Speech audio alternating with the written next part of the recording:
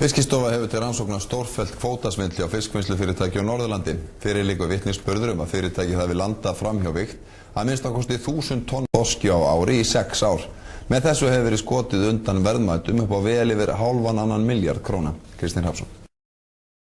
Fyrir rúmri viku að fjallað stórfellt svindli í sjávarútvegi í þættinum Kompási. Síðan þá fjölgar vísbendingunum að það sé varlegt að ætla þetta undanskotskipti 1000 tonna á ári. Samkvæmt heimildum fréttastofu nú verið að rannsaka stórfellt svindlmál hjá fiskvinnslufyrirtæki á Norðurlandi. Þar liggur fyrir vitnisburður að 1000 tonn af þorski hafi verið laumað fram hjá vigt á ári hverju í 6 ár. Verðmæti þessa fisks á markaði er 1500 til 1800 milljónir króna.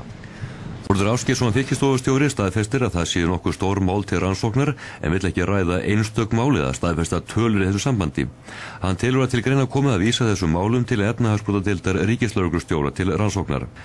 Í fyrrnefndum Kompásþætti sagði Þórður að hann teldi kvótasvikin í landinu ekki vera stórfelld en gætu þó numið fáum 1000 tonna. Aðspurður í dag hvort að þetta væri ekki varleg áætlun, sagði Þórður að hann hefði þar átt við eina tegund svikanna, það er fölsun á tölum hlutfall ís í fiskikórum. Aðspurður hvort hann gæti þá metið heildasvikin með löndun fram hjá vigt, ranglega tilgreindum tegundum og farmbréfasvikum, sagðist Þórður ekki treysta sér til að leggja mat á það. Rannsóknir Fiskistofu á fyrirtækjunum beinast að svokölluðum bakreikningum. Athugað hvort útflutningur afurða frá vinnslunum sé í samræmi við hráefnið sem landað hjá henni. Slík rannsókn ekki utan það athæfið að falsa farmbréf, það sem magn í gámum tilgreint minna það í raun er. Fiskistofustjóri staðfestir að enginn hafi til þessa verið sóttur til saka fyrir slík brot, en heimildamönnum fréttastofu ber saman að töluverð brögð sé að slíkum svikum.